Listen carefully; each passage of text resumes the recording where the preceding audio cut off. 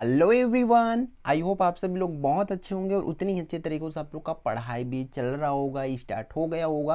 तो इस वीडियो में हम लोग देखने वाले हैं क्लास 11 फिजिक्स की चैप्टर नंबर 2 को। ठीक है, मापन और मात्रक, ये होने वाला है आज के हमारे चैप्टर की टाइटल। तो आप लोग को कंप्लीट वीडियो को अंत तक देखना है ताकि बहुत अच्छे से आप लोग समझ पाओ और इस वीडियो के बाद से आपकी जो तैयारी है चैप्टर नंबर 2 की अच्छे से हो पाए, है ना। तो चलो आगे बढ़ते। इसमें देखो, एक चीज आपको जान लेना है, समझ लेना है कि किसी किसी बुक में आपको 1B के नाम से ये चैप्टर जो है आपको मिल जाएगा। ठीक है, मापन और मात्रक, उसमें भी लिखा रहेगा सेम, मेजरमेंट एंड यूनिट्स। तो आपको कंप्लीटली देखना है ताकि सभी चीजों को आप लोग अच्छे से समझ पाओ, है ना। देखो, सबसे पहला टॉपिक क्या है हमारा, भौतिक राशियां। क्यों? क्योंकि जो भौतिक राशि है वही वही वर्ड हम लोग का पूरे चैप्टर में बार बार आएगा।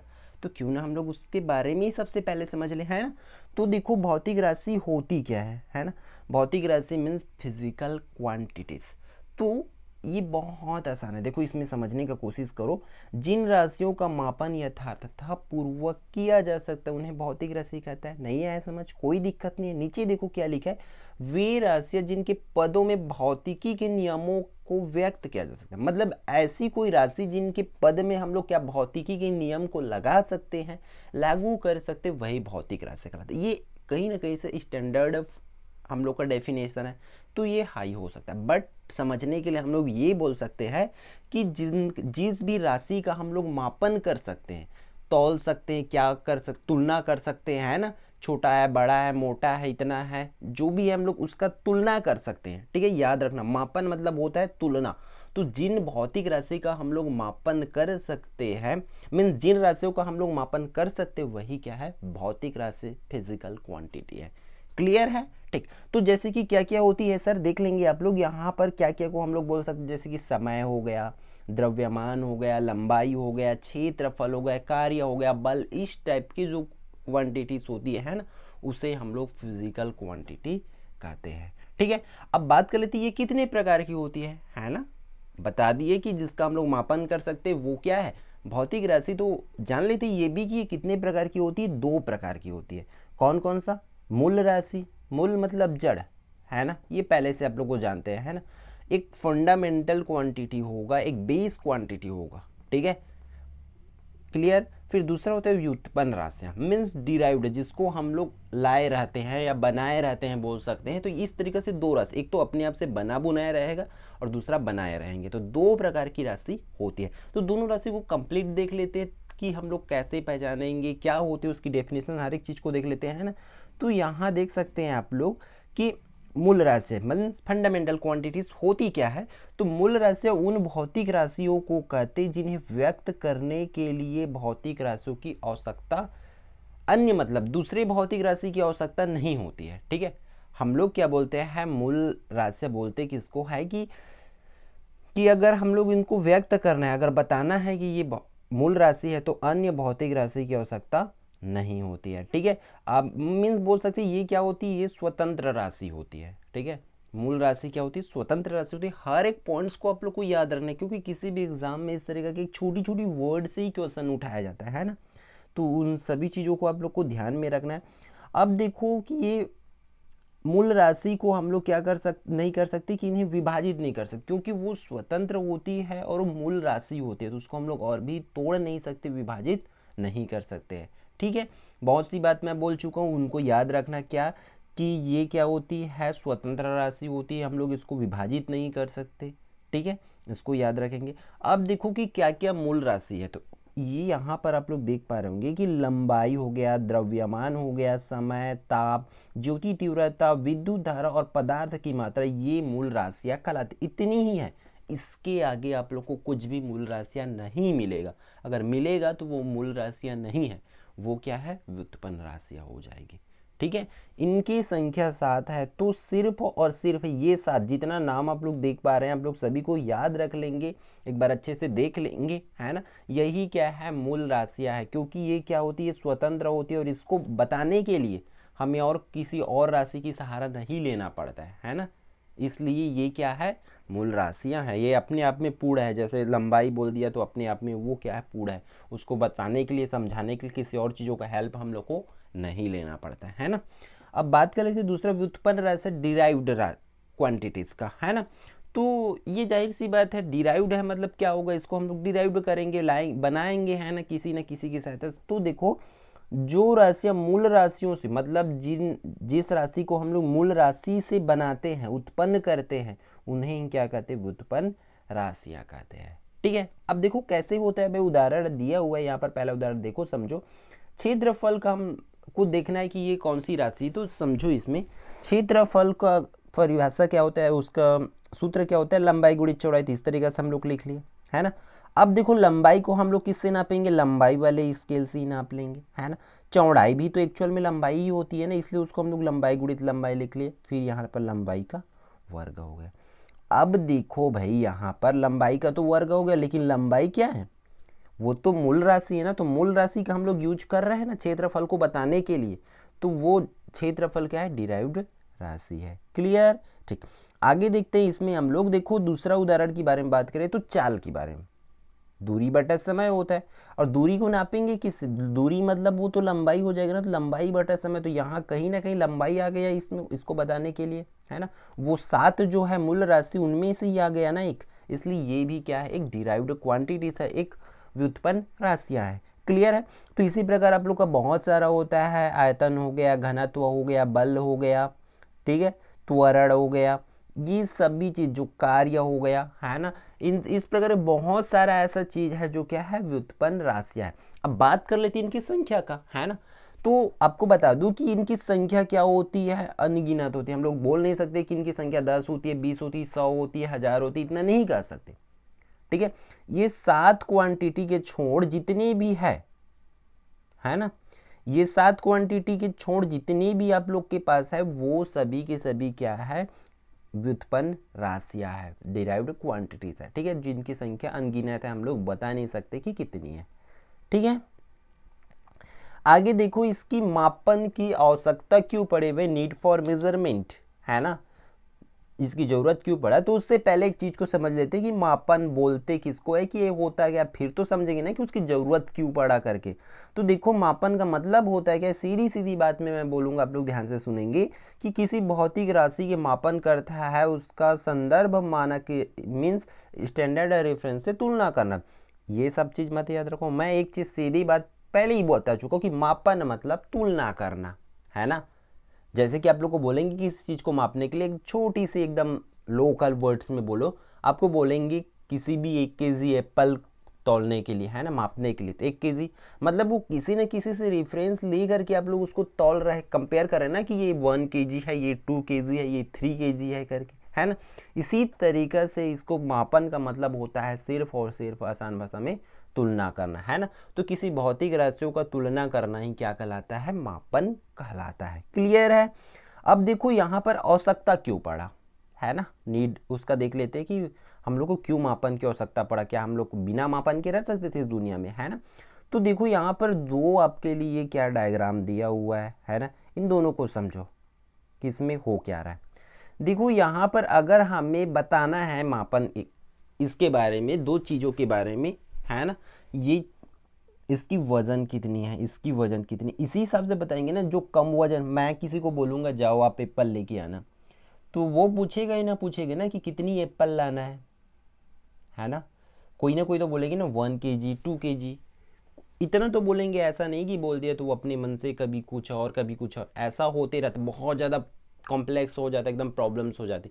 इसलिए हमें कहीं ना कहीं से तुलना करने के लिए क्या की जरूरत पड़ती है, मापन की आवश्यकता होती है। चीज़ों को सही से डिराइव्ड करने के लिए, सही से व्यक्त करने के लिए हम लोग को मापन की आवश्यकता होती है। देखो है ना, यहाँ पर माप रहा है तभी तो पता चल रहा है कि नहीं कौन ज़्यादा है कौन कम है, कंपेयर कर रहे हैं।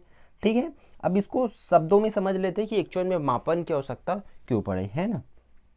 तो यहाँ पर देखो, प्रकृति में घटित हो रही विभिन्न घटनाओं की व्याख्या तथा उनके सूत्र या समीकरण की स्थापना के लिए मापन की सहायता से दी जाती है।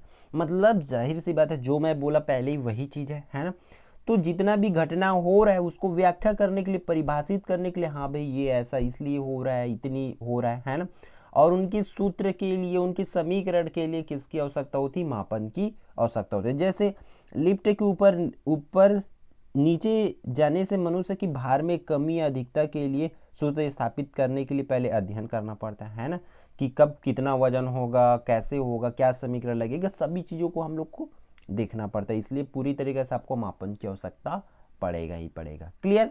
अब देखो मेन चीज है हाईलाइटेड स्टार मार्क, आप लोग इसे याद रखना इसमें, कि मापन की आवश्यकताओं के संबंध में लॉर्ड केल्विन, जो हम लोग का वैज्ञानिक है लॉर्ड केल्विन जी, उन्होंने क्या बोला है इस चीज को समझो, है ना, मापन से संबंधित ही है इसलिए आपको मैं बताना जरूरी समझा।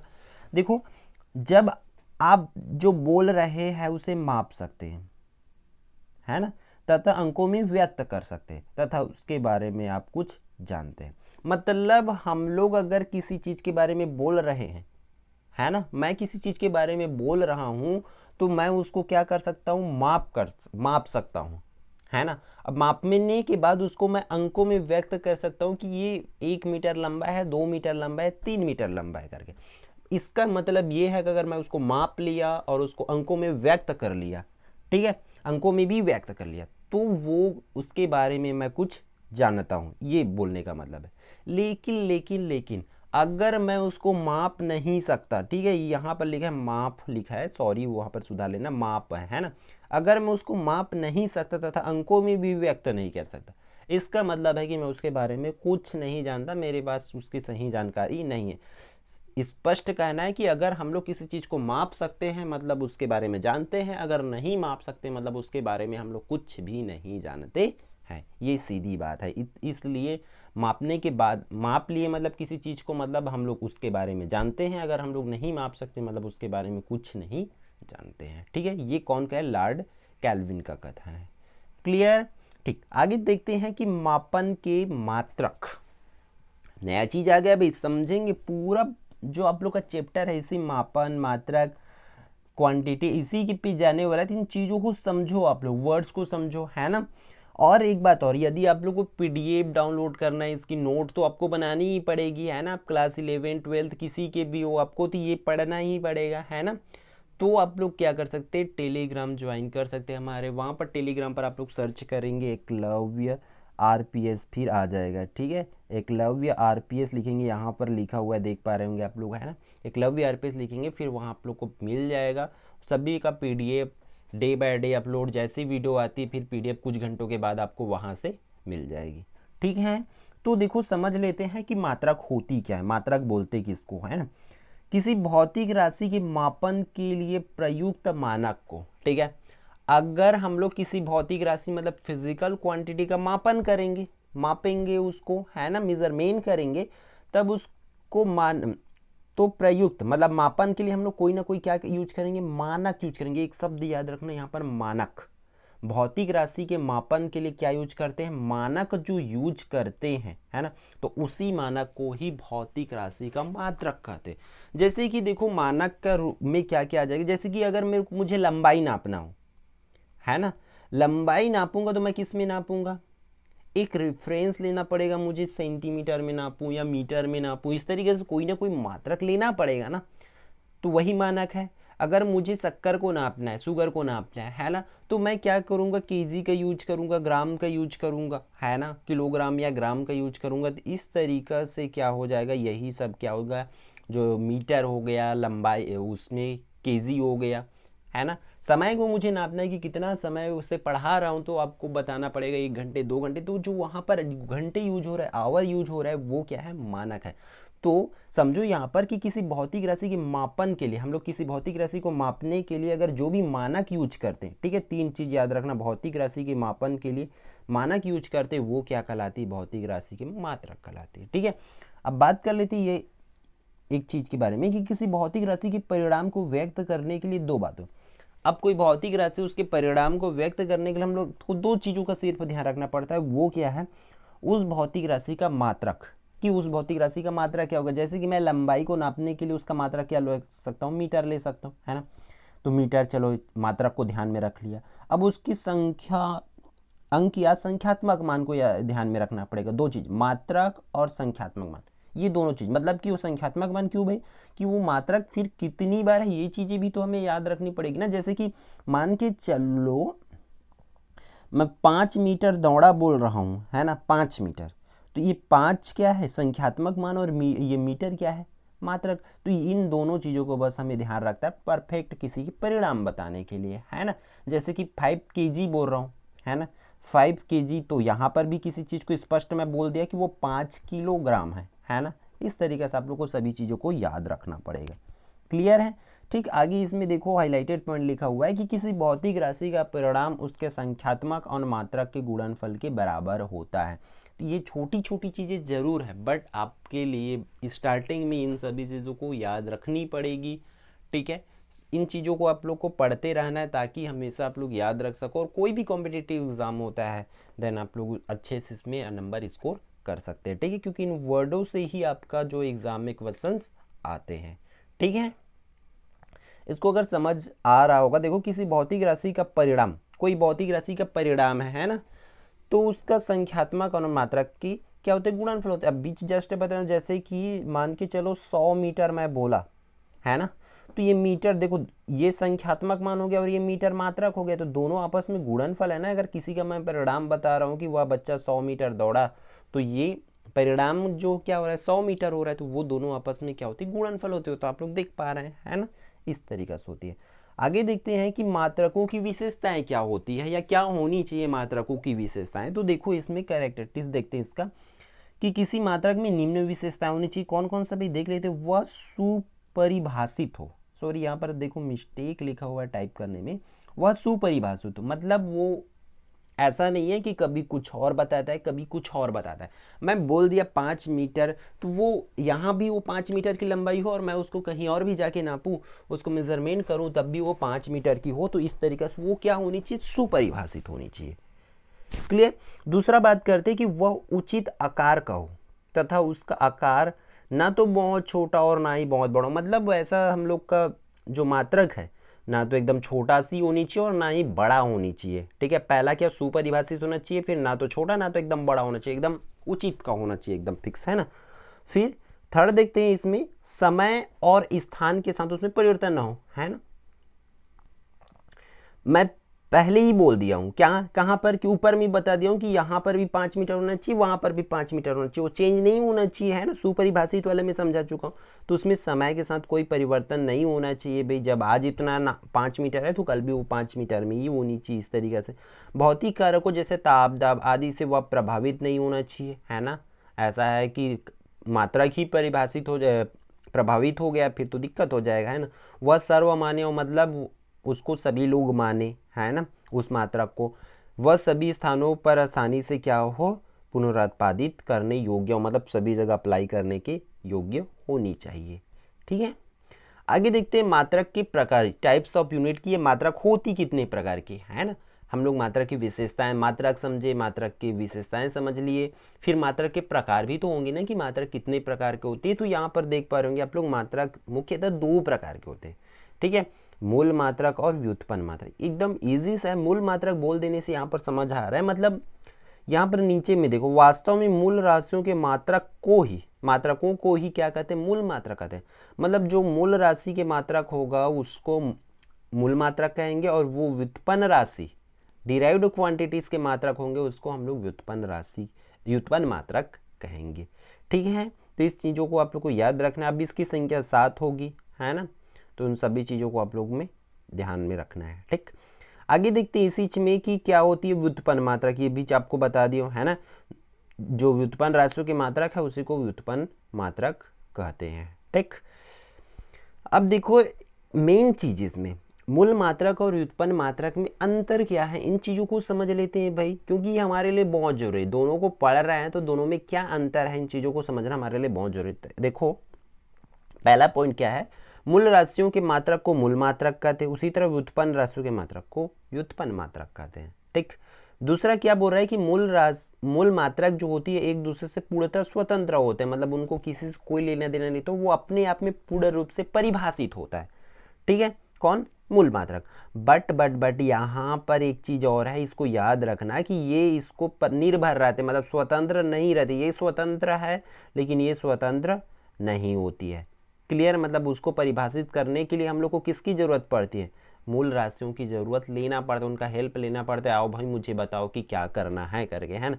तीसरा चीज इनको अन्य मात्रकों में परिवर्तित नहीं किया जा सकता। ठीक है, अन्य मात्रकों में परिवर्तित नहीं किया जा सकता, लेकिन इसको अन्य मात्रा में परिवर्तित किया जा सकता है। 3 पॉइंट हो गया। तीनों पॉइंट को आप लोग को अच्छे से याद में रखना है, समझ के करना है भाई, है ना।